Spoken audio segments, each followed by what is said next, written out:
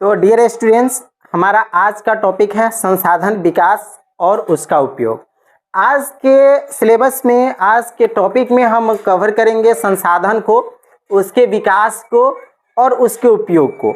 आज जो हम लोग सिलेबस पढ़ने वाले हैं, इसमें हम लोग इन चीज़ों को कवर करने वाले हैं। हम सबसे पहले चर्चा करेंगे संसाधन के बारे में कि संसाधन है क्या, है ना। हम कैसे संसाधन को पहचानते हैं और क्या तरीका है संसाधन को पहचानने का। फिर हम उसके बाद चर्चा करेंगे उसके विकास के बारे में, कैसे संसाधन का डेवलपमेंट हुआ, कैसे वो डेवलप किया और संसाधन का आज के जीवन में, आज के समय में हमारे जीवन में उसका क्या प्रभाव है, क्या इफेक्ट डाला है संसाधन आज के समय में हमारे लाइफ पे। ठीक है, तो हम उसके विकास के बारे में चर्चा करने वाले हैं। फिर हम उसके उपयोग के बारे में चर्चा करेंगे, यानी कि एक एक चीज़ हम कवर करने वाले हैं। तो ये वीडियो आप सबके लिए बहुत ही नॉलेजेबल होने वाला है। तो आप सब प्लीज जल्द से जल्द जो है चैनल को सब्सक्राइब कर दीजिए, बेल आइकन दबा लीजिए और इस वीडियो को अपने सारे ग्रुप्स में शेयर भी कर दीजिए। तो चलिए हम आज के टॉपिक को एक बेहतरीन और शानदार तरीके से शुरुआत करते हैं। तो चलिए, आज का टॉपिक का नाम तो हम बता ही दिए, संसाधन। पहले मैं संसाधन पे चर्चा करता हूँ, मैं आप लोगों को समझाता हूँ कि संसाधन है क्या। ठीक है, तो संसाधन का अर्थ क्या होता है। संसाधन मीन्स तो वे प्रकृति में मौजूद वे सारी वस्तुएं, वे सारे पदार्थ जो मानव जीवन को आसान बनाता है, उसको सुख और सुविधा प्रदान करता है, संसाधन कहलाता है। यानी कि दूसरे शब्दों में आप ये समझिए कि हमारे नेचर में, यानी कि हमारे आसपास प्रकृति की वे सारी चीजें जो हमारे जीवन को आसान बना रहा है, जो हमको फायदा दे रहा है जीवन जीने के लिए, वे सारी चीजें हमारे लिए संसाधन है। ये होता है संसाधन का अर्थ। अब बात कर रहे हैं अगर संसाधन की, तो संसाधन का कोई एक रूप नहीं होता है। हमारे वातावरण में, हमारे पर्यावरण में संसाधन के कई सारे रूप है। कई सारे रूपों में जो है संसाधन हमारे आसपास विद्यमान है। तो एक एक करके हम उन सारे पार्ट्स के बारे में चर्चा करेंगे, उन सारी चीज़ों को बारे में जानेंगे। तो चलिए हम आपको बताते हैं कि संसाधन क्या क्या चीज़ें हैं जो हमारे जीवन को आसान बना रही है आज के समय में, और हम उन्हें संसाधन। तो सबसे पहले मैं आपको बता दूं कि मानव यानी कि इंसान खुद एक संसाधन है। जी हाँ, मानव जो है खुद एक संसाधन है, यानी कि हम भी एक संसाधन ही हैं। हम भी प्रकृति के एक वस्तु ही हैं और हम खुद एक संसाधन भी है। अब हम संसाधन कैसे हुए? क्योंकि हम अपने जीवन को चलाने के लिए हम अपने इस शरीर से भी कई सारे काम करते हैं। जैसे कि खेत में काम करते हैं तो बोझा ढोना, कुदाल चलाना, ये सारे काम हम अपने शरीर से कर रहे हैं। ऑफिस में बैठ करके हम काम कर रहे हैं। ये सब सारी चीज़ें हम काम कर रहे हैं अपने जीवन को और सुख सुविधा प्रदान करने के लिए। तो ये हमारे शरीर भी है, जो हमारा शरीर भी जो हुआ एक प्रकार का संसाधन ही हुआ। अब हम बात करेंगे कि हम शरीर के बारे में कि शरीर के अलग अलग अंग हमारी मदद कर रहे हैं बहुत सारे काम करने के लिए, तो हम इसको संसाधन के रूप में जानते हैं। दिमागी मस्तिष्क, अब आदमी एक संसाधन होते हुए प्रकृति के और भी चीज़ों का इस्तेमाल अपने सूझबूझ से करता है।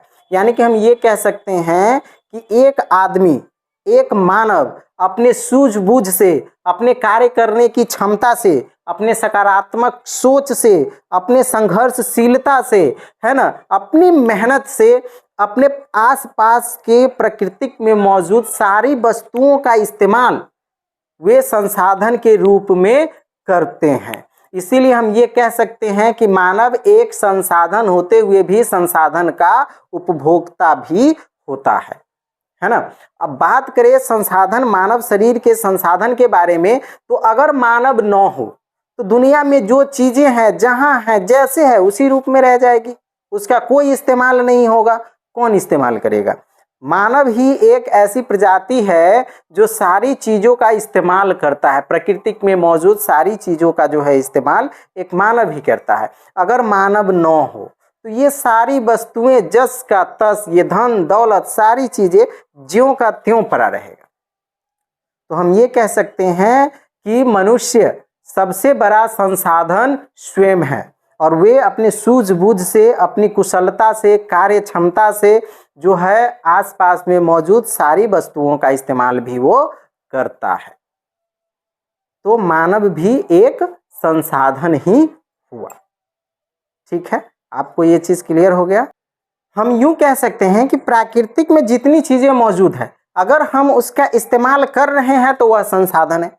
अगर हम उसका इस्तेमाल नहीं कर रहे हैं, अगर वो हमारे समझ से बाहर की चीज है, तो हम उनको संसाधन में गिनती नहीं कर सकते हैं। जैसे मैं आपको एक छोटा सा उदाहरण देकर के समझाता हूं कि छोटा नागपुर में जो पठार है खनिज का, उसका युगों तक कोई उपयोग नहीं रहा, तो उसका खनिज में गिनती नहीं था।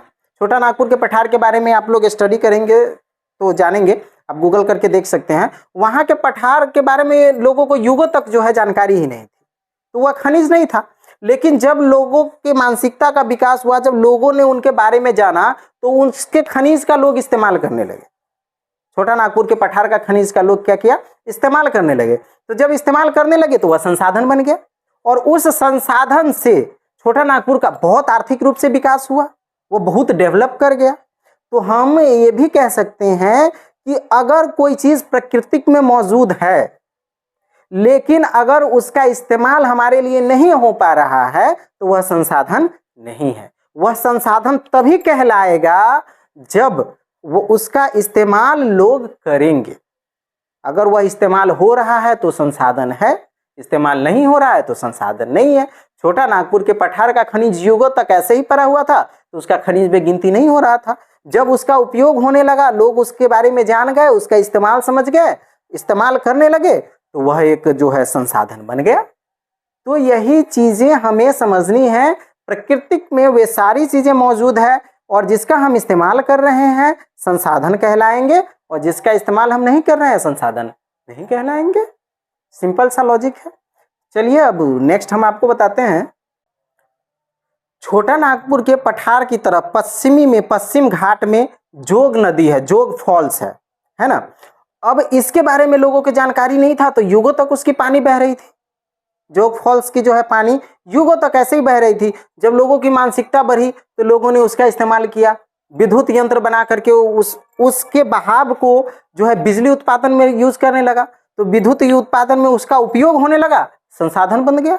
जोग फॉल्स भी आज एक संसाधन है, क्योंकि वो हमको बिजली दे रही है, हम उससे करंट बना रहे हैं, विद्युत बना रहे हैं, तो वो भी एक प्रकार का संसाधन हो गया। जब तक वो उसका उपयोग नहीं था, वो संसाधन नहीं था। तो यही छोटी छोटी बातें हमको समझना है कि संसाधन क्या है और संसाधन क्या नहीं है। तो अब तक जो उदाहरण मैंने आपको बताए, उससे तो आपको क्लियर हो गया होगा कि संसाधन क्या होता है और संसाधन क्या नहीं होता है। इसके बारे में आपके पूरा कंफ्यूजन क्लियर हो गया होगा। तो अब मैं आपको बता दूं कि नदी है, देश में कई सारी नदियां हैं। इन नदियों का इस्तेमाल अगर किसी काम के लिए नहीं किया जा रहा है तो वह संसाधन नहीं है। नदी का इस्तेमाल संसाधन, नदी का गिनती जो है संसाधन में कब से होने लगा, जब से लोग उसका इस्तेमाल करने लगे, सिंचाई करने में, यातायात के साधन में, है ना, जलमार्ग के द्वारा जो उसमें जहाजें चलाने लगे पानी का, है ना, यातायात के रूप में उसका इस्तेमाल किया जाने लगा, है ना, वो सिंचाई के रूप में उसका इस्तेमाल किया जाने लगा, मछली पालन के लिए उसका इस्तेमाल किया जाने लगा। तो जितने भी कार्य के लिए नदियों का जब इस्तेमाल किया जाने लगा तो नदियां भी संसाधन बन गई।